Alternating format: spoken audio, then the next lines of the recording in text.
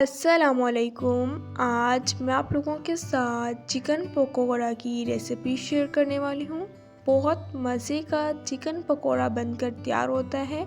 आप लोगों ने मेरे चैनल को लाजमी सब्सक्राइब करना है, बेल आइकन को भी लाजमी प्रेस करना है। तो चलें अपनी इस रेसिपी को स्टार्ट करते हैं।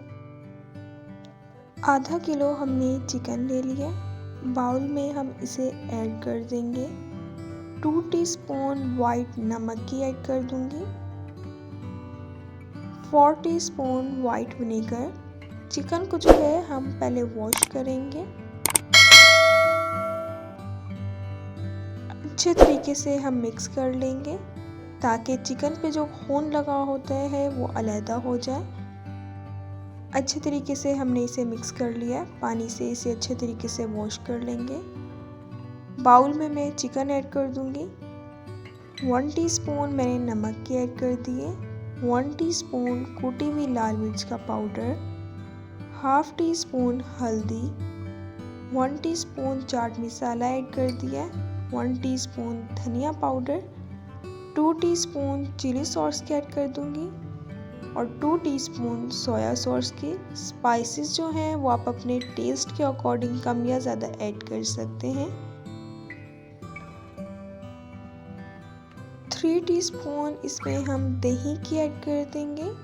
दही ऐड करने के बाद हम इसे दोबारा मिक्स कर लेंगे। चिकन पे जो मसाला है वो हमने अच्छे तरीके से कोट कर लेना है।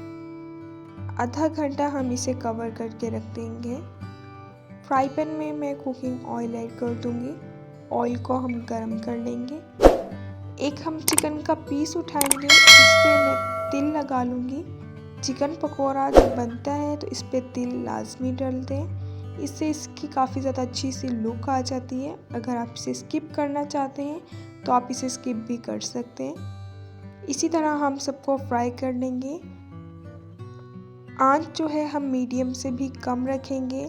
अगर आप तेज़ आंच रखेंगे चिकन जो है ऊपर से उसका कलर गोल्डन आ जाएगा, अंदर से जो है वो चिकन कच्चा रह जाएगा। इसलिए आपने आंच जो है वो मीडियम से भी कम रखनी है। अगर मेहमान आ जाए तो आप इसे चाय के साथ भी सर्व कर सकते हैं। 10 मिनट हम इसे फ्राई कर लेंगे।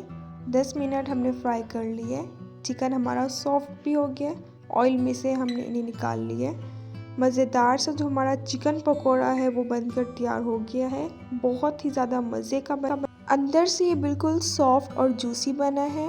इंशाल्लाह आप लोगों को इसकी रेसिपी बहुत ही ज़्यादा पसंद आएगी।